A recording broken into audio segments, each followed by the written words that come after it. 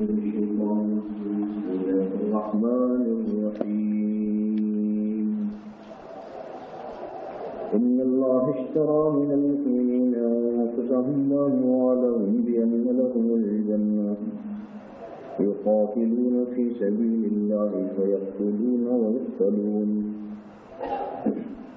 وعدا عليه حقا في التوراة والإنجيل والقرآن ومن أوفى بعهده من الله فاستبشروا ببيعكم الذي بايعتم به وذلك هو الفوز العظيم. التائبون العابدون الحامدون السائحون الراكعون الساجدون الآمرون بالمعروف والناهون عن المنكر والحافظون لحدود الله وبشر المؤمنين. ما كان للنبي والذين آمنوا أن يستغفروا للمشركين ولو كانوا أولي قربى من بعد ما تبين لهم أنهم أصحاب الجحيم. وما كان استغفار إبراهيم لأبيه إلا عن موعظة وعدها إياه فلما تبين له أنه عدو لله تبرأ منه إن إبراهيم لأواه حليم. وما كان الله ليضل قوم على هداهم حتى يبين لهم ما يتقون إن الله بكل شيء عليم. إن الله له ملك السماوات والأرض يحيي ويميت وما لكم من دون الله ولي ولا نصير. لقد تاب الله على النبي والمهاجرين والأنصار الذين اتبعوه في ساعة نصرتهم وعظما تابعه قلوب فريق منهم ثم تاب عليهم إنه بهم رؤوف رحيم. وعلى الثلاثة الذين خلفوا حتى إذا ضاقت عليهم الأرض بما رحبت وضاقت عليهم أنفسهم وظنوا أن لا ملجأ من الله إلا إليه ثم تاب عليهم ليتوبوا إن الله هو التواب الرحيم. يا أيها الذين آمنوا اتقوا الله وكونوا مع الصادقين. ما كان لأهل المدينة ومن حولهم من الأعراب يتخلفوا عن رسول الله ولا يرغبوا بأنفسهم عن نفسه ذلك بأنهم لا يصيبهم ظمأ ولا نصب ولا مخمصة في سبيل الله ولا يطؤون موقفا يغيظ الكفار ولا ينالون من عدو نيلا إلا كتب لهم به عمل صالح إن الله لا يضيع أجر المحسنين. ولا ينفقون نفقة صغيرة ولا كبيرة ولا يفتحون واديا إلا كتب لهم ليجزيهم الله أحسن ما كانوا يعملون. وما كانوا يؤمنون لينفروا كافة فلولا نفر من كل فرقة منهم طائفة ليتفقهوا في الدين فلينذروا قومهم إذا رجعوا إليهم لعلهم يحذرون.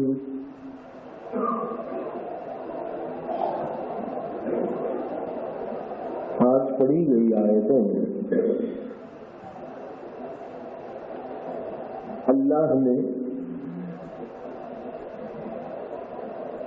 जन्नत की कीमत का अंदाजा दिया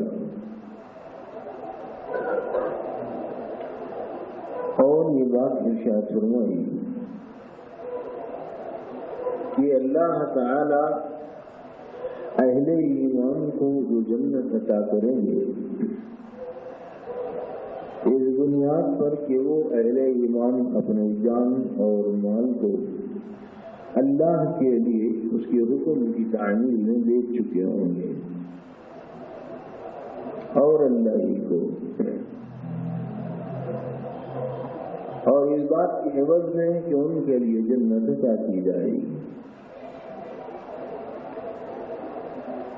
ये भी हो सकता है कि जान और माल के बेचने اور جنت کے خریدنے میں اگر ایسا موقع پیش آئے کہ جب کہ جہاد کی نوبت آئے، جہاد فی سبیل اللہ کی نوبت آئے اور کفار سے مقابلہ ہو جائے اور آپس میں قتال ہونے لگے، تو اس طریقے سے قتال اور جہاد وقوع پذیر ہو اور اس طرح یا تو وہ فاتح بن جائیں یا مقتول ہو کر وہ لوگ اللہ تعالیٰ کی بارگاہ میں پہنچ کر جنت نصیب ہو جائیں خوش نصیبی کے ساتھ۔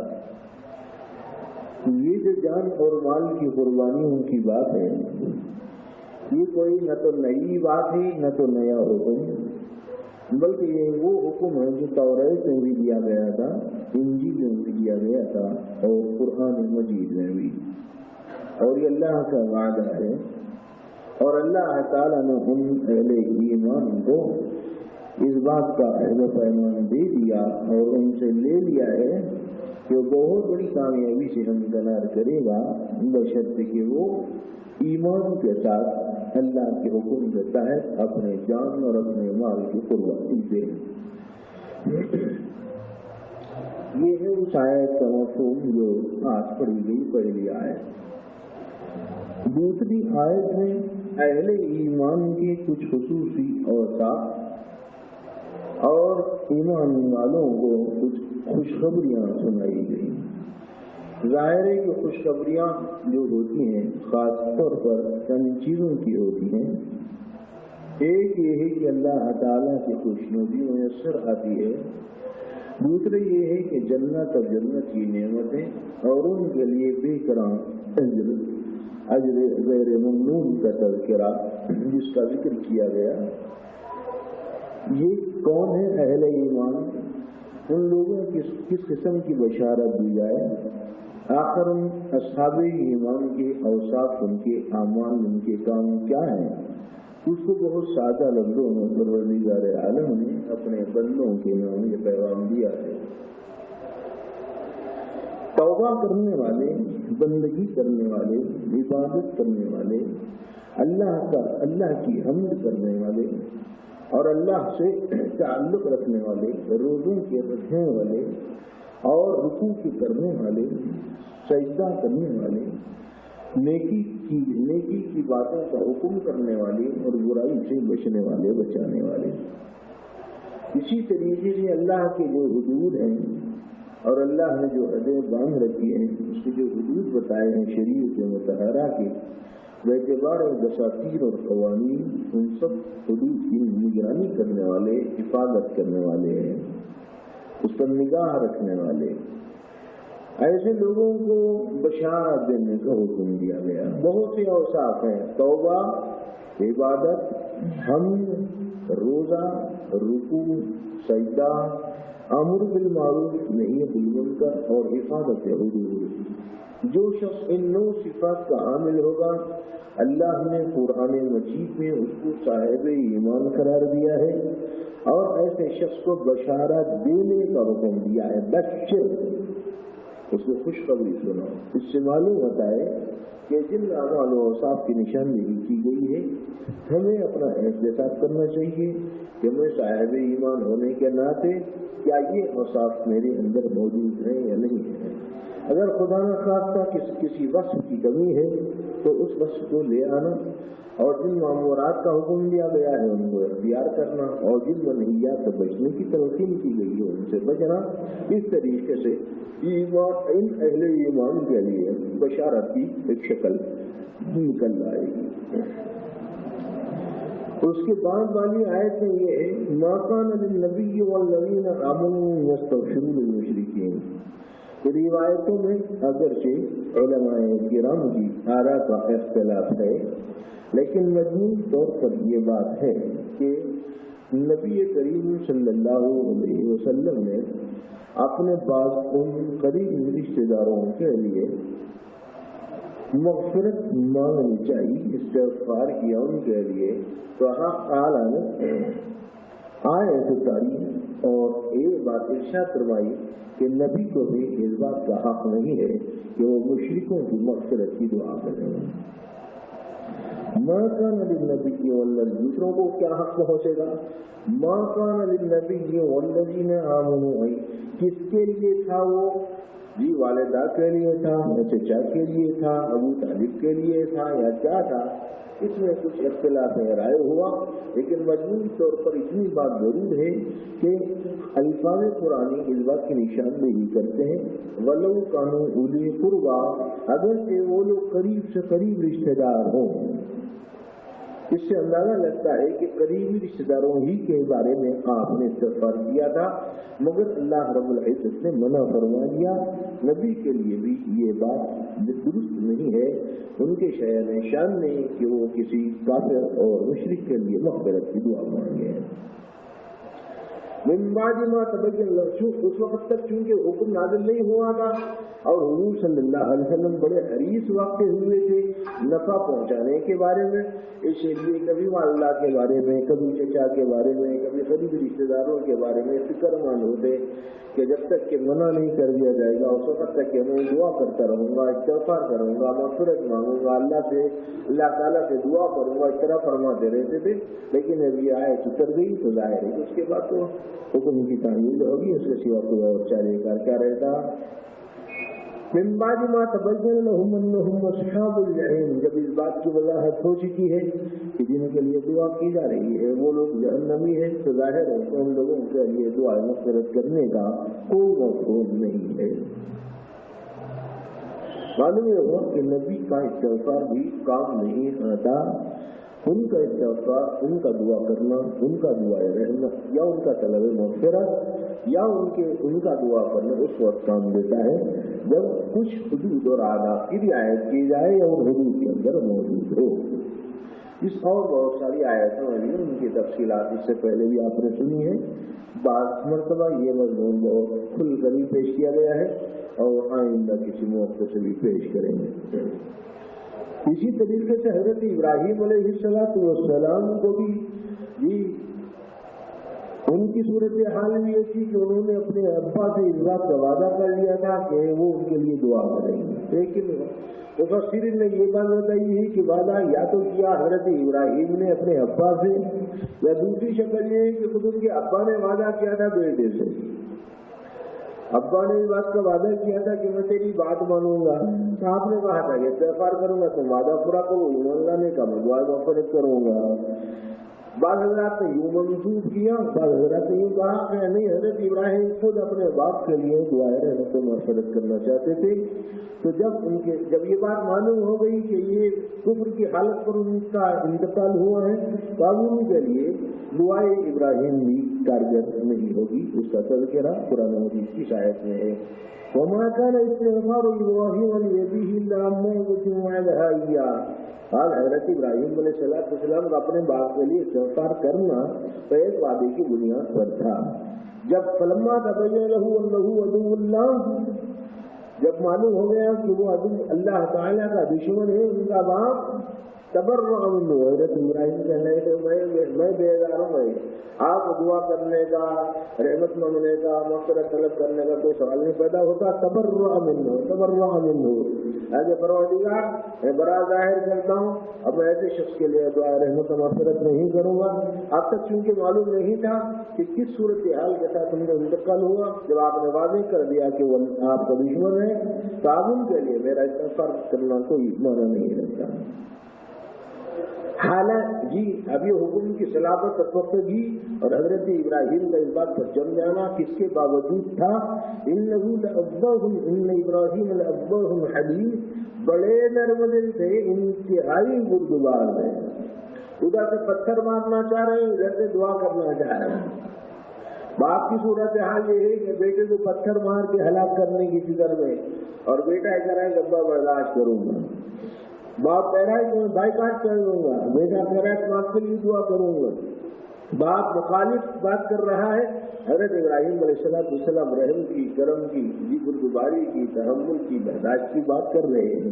اس کے باوجود جب اللہ نے یہ کہہ دیا کہ ابراہیم کا ایک وعدہ تھا، انہوں نے دعا کر لی، جب ان کے سامنے یہ بات معلوم ہو گئی کہ ان کا باپ وہ ایمان والی حالت پر دنیا سے نہیں گیا، تو پھر اب ان کے لیے دعائے مغفرت کرنے کا کوئی مطلب نہیں ہے۔ खुद समझ में आ रहे होंगे आप हजरात के, काफिर के लिए, मुशरिक के लिए, मुल्हिद के लिए और मुनाफिक के लिए, इन लोगों के लिए शफाअत भी नहीं होगी और इन लोगों के लिए इस्तग़फ़ार भी नहीं होगा, दुआ मग़फ़िरत भी कबूल नहीं होगी। अव्वल तो करना नहीं है, कोई करे तो कबूल नहीं होगी, दुरुस्त ही नहीं है। وما كان الله ليضل قوما بعد إذ هداهم حتى يبين لهم ما يتقون. اللہ تعالیٰ کسی قوم کو گمراہ نہیں کرتے.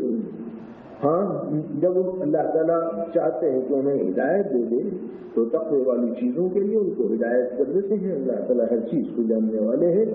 اللہ بڑی قدرت رکھنے والے ہیں. وہ مالک عز و جل ہیں, محیی اور ممیت ہیں, زندہ کرتے اور مارتے ہیں. وہ ہر چیز پر قدرت رکھنے والے ہیں. اور ان کی ذات ایسی ہے کہ اللہ کے علاوہ ان انسانوں کا کوئی اور ولی, دوست, مددگار نہیں. بس اللہ ہی دوست, ولی اور مددگار ہوں گے. جو بے ایمان انسان ہے ان کے لیے اللہ کوئی ولی, دوست, ساتھی, مددگار اس طرح ان کے حق میں ثابت نہیں ہوگا. یہ حالانکہ اللہ تعالیٰ سب کا مولا ہے, سب کا سرپرست ہے, سب کا نگہبان ہے, سب کا حافظ و محافظ ہے, سبھی کا خالق و مالک ہے.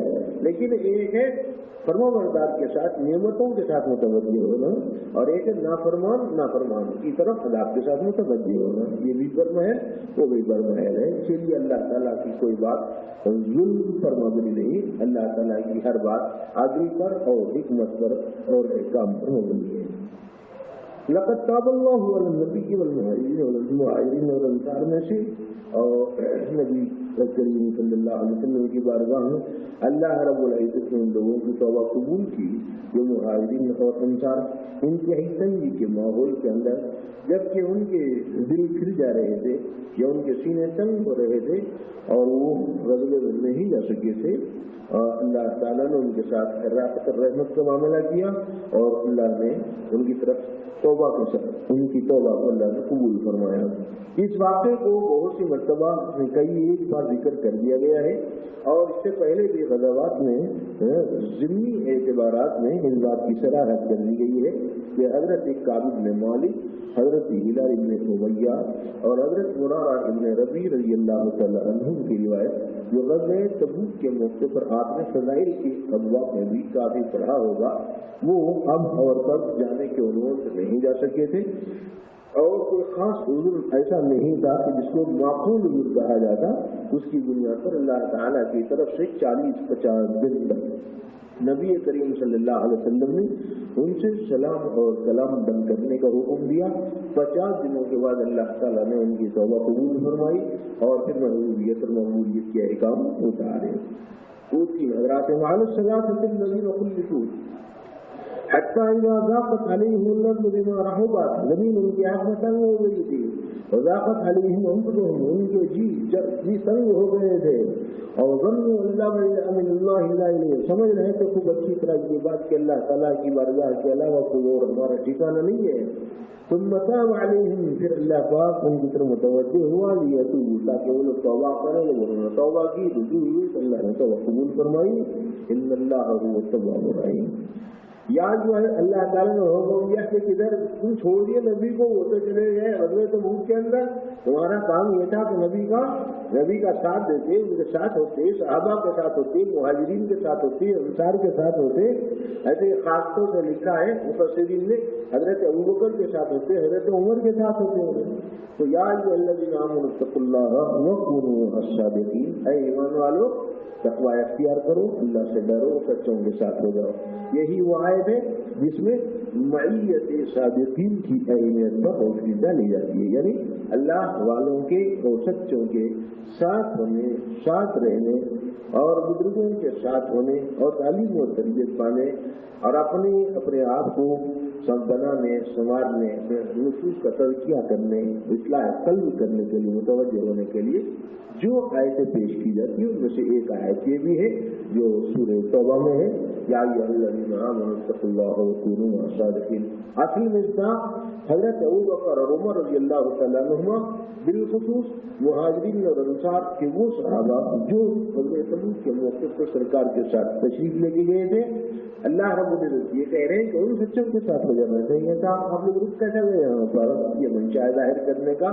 مگر ایک بات خاص موقع پر نازل ہوتی ہے، مگر حکم کے اندر تعمیم ہوتی ہے، اس عموم کے اندر اس کو داخل رکھا گیا ہے.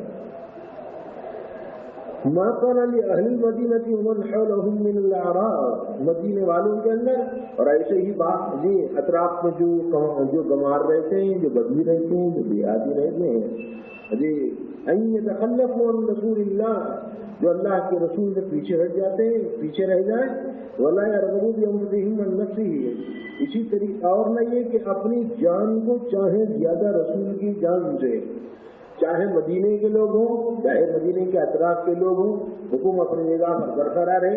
وہ یہ ہے کہ چاہے تم شہری رہو، چاہے تم دیہاتی رہو، اپنی جان کو نبی کی جان کے مقابلے میں ترجیح دینے کا حق نہیں ہے. نبی کی جان کو ترجیح دی جائے گی، یعنی حضور اکرم وسلم کا ساتھ دینا، چاہے اپنی جان جوخم میں پڑے. حضور اکرم وسلم کی تعین، ان کی تعظیم اور ان کی نصرت، ان کی مدد، ان کا ساتھ دینا، ان کے ساتھ رہنا، ان کے حکم کی تعمیل کرنا، ان سے تعلق خاطر وغیرہ. ذالک بانہم لا یصیبہم ظما ولا نصب ولا مخمصہ، کہ اس واسطے جو جہاد کرنے والے نہیں پہنچتے ان کو پیاس نہ سختی نہ بھوک، اللہ کے راستے میں وہ قدم کوئی نہیں رکھتے مگر اس واسطے کی کفار کو کچھ غصہ پہنچ جائے. لا ینالون من عدو النیلا، نہ دشمن سے کوئی چیز چھینتے. تو جو بھی کر رہے ہیں، کیا مطلب ہے؟ وہ لوگ جو بھی کر رہے ہیں ان کا کوئی قدم جہاد کے لیے جاتا ہے، کفار کے مقابلے پر ہوتا ہے، یا اور کوئی ان کو پیاس لگتی ہے، یا کوئی سختی پہنچتی ہے، یا وہ دشمن سے کوئی چیز چھین لیتے، الا کتب لهم به عمل صالح، اللہ پاک عمل میں ان لوگوں کے لیے ہر قدم پر، ان کی ہر نقل و حرکت پر، چاہے کسی طرح کی صورتحال چھوٹی بڑی پیش آئے، اللہ تعالیٰ اس کو نیک عمل صالح کہہ کے لکھ دیتے ہیں. عمل صالح یہاں تک کیا لکھتا ہے کہ غزوے اور جہاد کے اندر ایک مجاہد اگر ایک مجاہد گھوڑے پر سوار ہو کر یا جس گھوڑے کو لے کر سواری کے ساتھ میدان جنگ میں کود پڑتا ہے اور کفار سے مقابلہ کرتا ہے تو گھوڑے کی لیڈ بھی میزان میں تولی جائے گی. حضرت حسن بصری رحمۃ اللہ علیہ ارشاد فرماتے کہ شہداء کی شہادت والا خون کا خطرہ اور علماء کے قلم کے سیاہی کا خطرہ دو بھی تو لے جائیں گے. عالم جو اپنے قلم کے ذریعے سے کوئی بات علم کی پیش کرتا ہے وہ بھی اس کا خطرہ بھی، سیاہی کا خطرہ، اور شہید کوئی مجاہد ہوتا ہے اللہ کے راستے میں تو اس کے خون کا خطرہ وہ بھی تولا جائے گا. اس کی بھی قیمت ہے. پھر قیمت بتانے کے لیے کہا کہ میدان جہاد میں اگر کفار کے مقابلے پر ایک مجاہد کسی سواری پر سوار ہوگا، مثلا گھوڑے کو لے کر چل رہا ہو اور جہاد کر رہا ہو تو گھوڑے کی لیڈ بھی میدان کے اندر توڑ دی جائے گی. اس سے معلوم ہوتا ہے کہ اللہ کے راستے میں جدوجہد، مجاہدہ، دین کی محنت اور دعوت، لوگوں کے لیے اصلاح اور اس کے لیے کوشش، سعی یہ جدوجہد جو آدمی کی ہوتی ہے تو کتنے غیر معمولی قیمت کی ہوتی ہے. ان اللہ لا یضیع اجر المحسنین، سبھی کو معلوم ہے کہ اللہ پاک احسان کرنے والوں کی، نیکی کرنے والوں کی نیکی کو ضائع نہیں کرتے. ولا ينفقون نفقة صغيرة ولا كبيرة ولا يخطئون واديا. دیکھو کوئی چھوٹے سے چھوٹا خرچہ کرے یا بڑے سے بڑا خرچہ کرے یا کوئی راستہ طے کرے، کوئی میدان طے کرے، الا كتب لهم، مگر یہ کہ وہ ان کے حق میں لکھ دیا گیا ہے، لیجزیهم الله باحسن ما كانوا يعملون، جو کچھ وہ عمل کر رہے ہیں، چاہے وہ بات عمل چھوٹا ہو یا وہ عمل بڑا ہو یا کسی میدان میں چل رہے ہو، ہر حالت کو تمہاری ہر حالت کو لکھا جائے، اللہ تعالیٰ اس کی جزا دیں گے. اس کے بعد وہ آیت ہے جس علم کی اہمیت پر روشنی پڑتی ہے. حضرت عبداللہ ابن عباس رضی اللہ تعالیٰ عنہ کی روایت ہے، امام بیہقی رحمۃ اللہ علیہ وغیرہ بھی نقل کرتے، تفسیر قرطبی میں بھی یہ بات موجود ہے. آج جمعہ میں جس علم کی جس اہمیت پر روشنی ڈالی گئی ہے یہ آیت بھی اس کی اہمیت پر روشنی ڈالتی ہے. وما كان المؤمنون لينفروا كافة فلولا نفر من كل فرقة منهم طائفة ليتفقهوا في الدين ولينذروا قومهم إذا رجعوا إليهم لعلهم